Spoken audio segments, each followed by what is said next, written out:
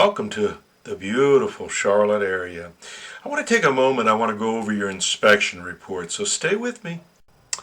Okay, so all set. Let's take a look at your report. This is a typical report here. This is where your name and address information would be.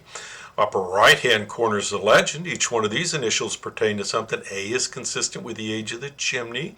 B, see comments below. C, repairs needed. D, need further evaluation, or E, not applicable.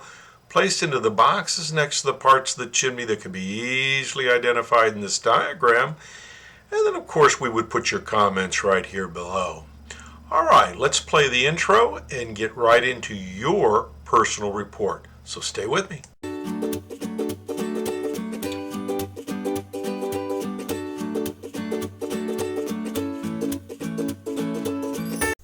It was great to see you out at the house today. What a great neighborhood these folks are moving into. Let's start out though by taking a look at the top of the chimney. So the outside brickwork looks great. The stainless steel cap is sure doing a good job of covering, and the screen around it is keeping the birds and squirrels out, and of course the top's keeping the rain out.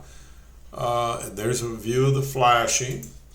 If we look at the fireplace, we see it as an open fireplace with a working set of vent-free gas logs. If we look in and look up, we see right here where you would normally see a damper is completely sealed up here at the flue base. And the reason for that is these are vent-free gas logs, which means they vent into the living space. And they operate with clean combustion, just like a gas range in a kitchen, blue flame, white tip. They do not create carbon monoxide or carbon soot, and they're safe to operate. Shirley and I had a set for 17 years, and then about 1981, 82, we had a set back then because a lot of my customers were using them for supplement heat. They do put out a lot of heat. They are standalone, which means you can operate them if you were without power. Now the problem is you need a hood here to deflect the heat away from the wood mantle and surround, and that hood will look simply like this. Let's get a close-up here. And that's what it does. It reflects it away. Otherwise, the heat builds up underneath there. The manufacturer requires that hood to be there in place. When that was installed by a gas installer, he or she had those instructions right there. It's likely the hood was applied and maybe the homeowner removed it. I don't know. But in order to pass a code, it would have had to have been on there. So let's go back. So remote's working correctly. Everything's not putting out any carbon monoxide.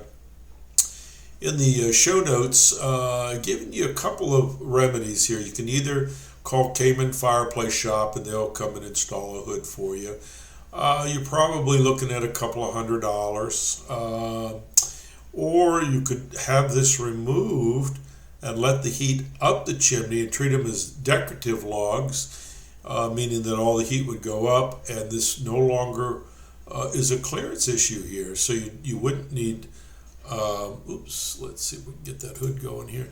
You wouldn't need this hood installed there. Now, I don't think the hood is ugly, but if you do think the hood is ugly, then the alternative of removing the sheet metal might be the best course of action. Otherwise, to bring it up to compliance, you need a hood here. Questions for me, give me a call, 704-526-6348. Email me at chris@affordablesuite.com. Let's run the credits, shall we?